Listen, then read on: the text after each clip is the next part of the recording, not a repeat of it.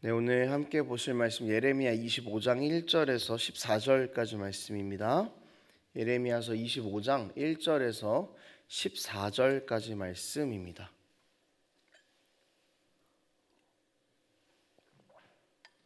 예레미야서 25장 1절에서 14절까지 말씀 한 절씩 교독하겠습니다.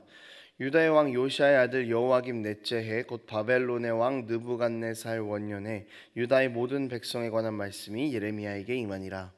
선지자 예레미야가 유다의 모든 백성과 예루살렘의 모든 주민에게 말하여 유다의 왕 아몬의 아들 요시아 왕 13째 해부터 오늘까지 23년 동안 여호와의 말씀이 내게 임하기로 내가 너희에게 꾸준히 일렀으나 너희가 순종하지 아니하였느니라. 그러므로 여호와께서 그의 모든 종 선지자를 너희에게 끊임없이 보내셨으나 너희가 순종하지 아니하며 기울여 듣지도 아니하였도다. 그가 이르시기를 너희는 각자 악한 길과 악행을 버리고 돌아오라. 그리하면 나 여호와가 너희와 너희 조상들에게 영원부터 영원까지 준 그 땅에 살리라. 너희는 다른 신을 따라다니며 섬기거나 경배하지 말며 너희 손으로 만든 것으로서 나의 노여움을 일으키지 말라. 그리하면 내가 너희를 회하지 않으리라. 너희가 내 말을 순종하지 아니하고 너희 손으로 만든 것으로서 나의 노여움을 일으켜 스스로 해하였느니라. 여호와의 말씀이니라. 만군의 여호와께서 이와 같이 말씀하시니라. 너희가 내 말을 듣지 아니하느니라.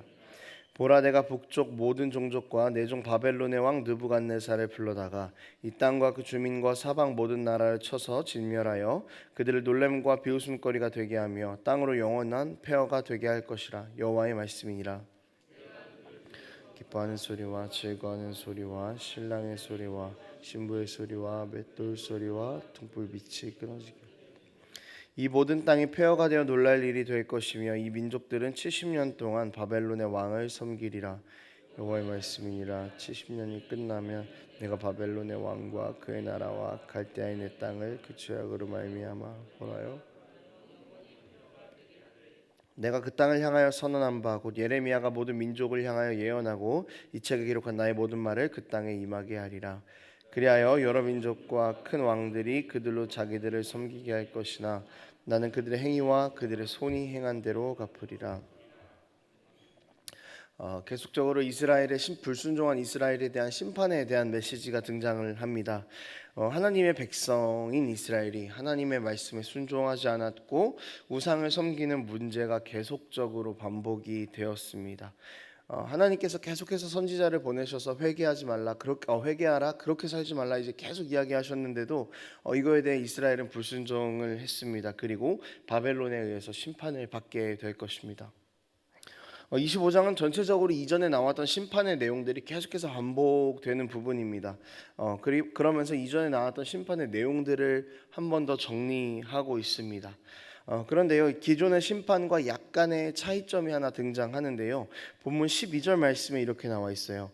여호와의 말씀이니라. 70년이 끝나면 내가 바벨론의 왕과 그의 나라와 갈대아인의 땅을 그 죄악으로 말미암아 벌하여 영원히 폐허가 되게 하되. 이스라엘의 심판뿐만 아니라 바벨론에 대한 심판이 또 등장하고 있습니다. 이 부분이 지금까지의 심판에 대한 이야기와는 또 다른 하나의 차이점을 드러내는 것이죠. 지금까지는 심판을 강조해서 이스라엘의 순종이나 회개에 대한 강조점이 주를 이루고 있었는데 이제 바벨론까지 심판을 당한다라는 이 부분에서 강조점은 하나님의 주권에 대한 강조점이라고 볼 수가 있습니다. 이런 강조점을 가지고 좀 오늘 본문을 좀 더 보도록 하겠습니다. 9절에도요 하나님 주권의 강조점이 등장하는데요. 이렇게 나와 있어요. 9절에 제가 읽을게요. 보라, 내가 북쪽 모든 종족과 내 종 바벨론의 왕 느부갓네살을 불러다가 이 땅과 그 주민과 사방 모든 나라를 쳐서 진멸하여 그들을 놀램과 비웃음거리가 되게 하며 땅으로 영원한 폐허가 되게 할 것이라. 여호와의 말씀이니라. 9절에 보면은요 바벨론 왕 느부갓네살을 하나님의 종이라고 이렇게 표현을 하고 있습니다. 이것과 비슷한 표현이 다른 선지서에서도 등장을 하는데요. 하나님께서는 이사야서에서 이 페르시아 왕 고레스를 나의 목자, 기름 부음을 입은 자라고 이렇게 부르시기도 합니다. 그러니까 다른 나라의 왕을 하나님의 소유로 이야기를 하고 있는 것이죠. 바벨론이 어떤 나라입니까? 그러니까 제국이라고 불렸던 나라입니다. 전쟁을 할 때마다 승승장구했고 주변의 모든 나라들이 정말 두려워했던 그런 나라였습니다. 하지만 이런 나라조차도 하나님의 주권 아래에 있고 하나님의 심판을 면할 길이 없다라고 그렇게 이야기를 합니다. 이들의 교만함과 죄 때문이겠죠. 그러니까 이스라엘만 하나님의 주권이 미치는 나라가 아니라 다른 나라들, 정말 가장 강한 나라들도 어느 하나 예외 없이 다 하나님의 주권 아래에 있다라는 이야기입니다. 온 세상을 주관하시는 분이 하나님이시고 그분이 이스라엘의 하나님이시라면 이스라엘은 마땅히 하나님께 붙어 있어야 하는 것이 맞는 처사일 것입니다. 힘없고 연약한 이스라엘이 살아남을 수 있는 방법은 최고 권위자에게 붙어 있는 방법밖에 없지 않겠습니까? 그런데 이스라엘은 이걸 완전히 놓쳐버린 겁니다.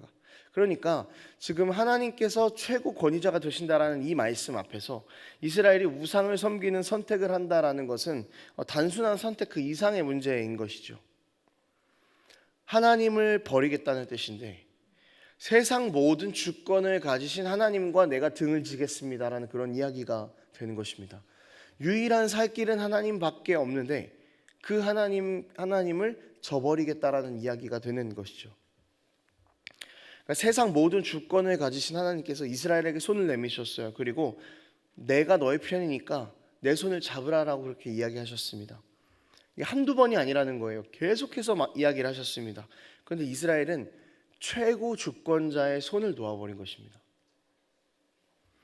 이스라엘은요 다른 나라의 그 전쟁 사이에 껴서 정말 힘들게 살던 그런 나라였습니다. 수백 년 동안 바벨론, 아수르, 애굽 이 전쟁 사이에 껴가지고 어떻게 해야 될지 늘 눈치를 보는 그런 작은 약한 나라였습니다. 하나님께서는 이런 혼돈 가운데 있는 이스라엘에게도 늘 살 길을 열어주셨습니다. 하나님의 편에 서라고 말씀하셨습니다. 하나님의 말씀에 순종하라고 이야기하셨습니다.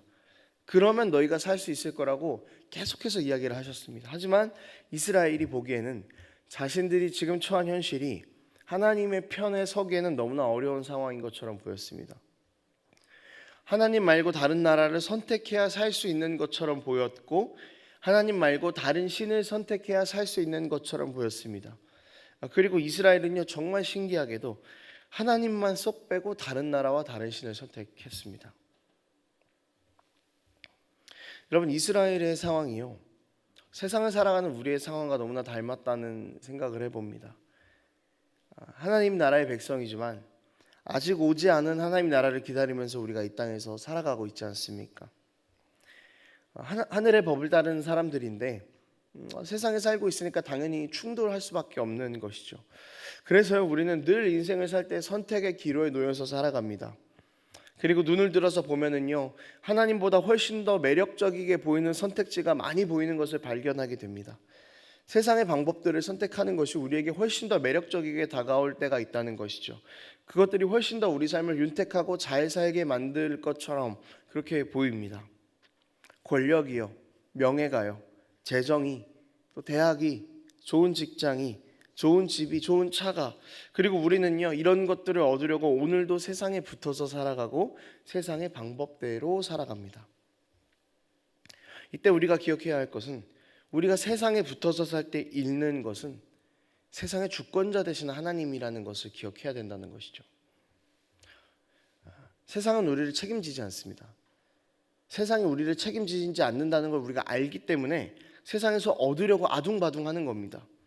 나를 책임져 주지 않는 세상에서 힘을 가져서 스스로 책임질 수 있는 사람이 되어야 하니까요. 끊임없이 경쟁합니다. 끊임없이 더 얻기 위해 발버둥 칩니다. 갖지 못하면요 좌절하고요 다른 것을 더 갖기 위해서 발버둥 칩니다. 그래도 잘 되지 않을 때가 너무나 많죠. 하지만 여러분 우리가 세상의 주권자 되신 하나님의 편에 선다면 세상에서 살려고 발버둥 쳤던 내 모든 삶이 부끄러워질 정도로 참된 평안과 자유를 얻게 될 것입니다. 하나님께서는 우리의 삶을 책임지시는 분이십니다. 자녀를 끝까지 놓지 않으시는 사랑으로 우리를 끝날까지 이끌어 가시는 분이 세상의 주권자 되신 하나님이십니다. 세상의 모든 것이 다 하나님 아래에 있습니다. 그리고 그분이 우리의 아버지가 되십니다. 자녀라면 아버지의 것을 상속받죠. 자녀면 아버지의 것이 자녀의 것이 되는 것입니다. 늘 하나님의 편에 서고 늘 하나님을 선택하는 그런 우리의 삶이 되었으면 좋겠습니다. 그러면 우리는 영원한 주권자이신 하나님 아래에서 참된 평안과 자유를 누리면서 살아갈 수 있게 되는 것입니다. 하나님께서 늘 우리에게 돌아오라 말씀하시죠. 하나님께서 늘 우리에게 회개하라고 말씀하십니다. 이 말씀에 순종해서 주님 앞으로 가면은 세상 모든 것의 주관자 되시는 분이 우리 편이라는 가장 든든한 사실을 발견할 수 있게 됩니다. 그러면 우리는 세상에서 두려워할 것이 없는 자들이 되는 것이죠.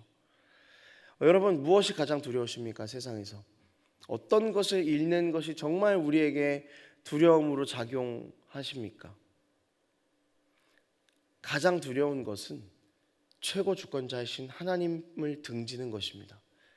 우리가 살 길은 세상의 주관자 되신 하나님에 붙어 서 있는 것밖에 없습니다. 그런데 우리 다른 것을 선택하면서 살아갔던 내 삶은 아닌지 그것을 좀 돌아볼 수 있었으면 좋겠습니다. 세상을 선택한다는 것, 세상에 붙어 있는다는 것 반드시 기억하십시오. 세상의 주관자 되시는 하나님을 등진다는 뜻입니다. 여러분, 하나님 편에서 우리가 이 세상을 살아갈 수 있었으면 좋겠습니다. 이것을 늘 붙잡는 그런 우리의 삶이 되었으면 좋겠어요. 때로는 세상에 녹록지 않을 겁니다. 하나님보다 훨씬 더 매력적이게 보이는 것들이 너무나 많을 것입니다. 근데 그것은 영원하지 못합니다. 여러분, 반드시 영원한 것을 선택하는 그런 우리의 삶이 되었으면 좋겠습니다. 말씀을 정리하도록 하겠습니다. 눈을 들어서 세상을 보면요, 우리가 삶을 잘 살 수 있을 것 같은 우리의 삶을 좋게 만들어줄 수 있을 것 같은 선택지들이 너무나 많습니다. 그래서 우리는 이것저것 재고 비교합니다. 그리고 가장 최선이 되어 보이는 것을 늘 선택을 하겠죠. 그러면은 이게 내 삶을 꽤나 괜찮게 인도해 줄 거야라고 생각하면서 이것을 선택해 버립니다. 그런데 그게 최선이 아니었다라는 사실을 발견할 때 좌절하고 돌아서죠. 우리 이런 좌절을 이제 끝내야 하지 않겠습니까? 하나님은 막 재고 비교할 그런 대상이 아니십니다. 그분이 우리의 모든 것 위에 서 계십니다. 이 세상의 모든 것 위에 서 계신 그분이 우리와 함께 하자고 오늘도 우리를 부르십니다. 이 응답에 기꺼이 응답하면서 우리가 하나님과 함께 생명의 길을 걸어가는 그런 우리의 삶이 되기를 원합니다. 여러분, 반드시 기억합시다. 하나님의 편에 설 때에 우리에게 살 길이 열리는 것입니다. 기도하겠습니다. 하나님 아버지, 오늘도 세상을 바라보면서 세상의 힘을 선택하고 하나님의 말씀보다 세상의 조건들을 더 사랑했던 우리의 삶을 돌아봅니다. 주님, 이제는 우리가 늘 세상만 선택하며 좌절했던 그 삶에서 돌이켜서 하나님을 선택하고 하나님 아래에서 살아가는 우리의 삶이 되기를 원합니다.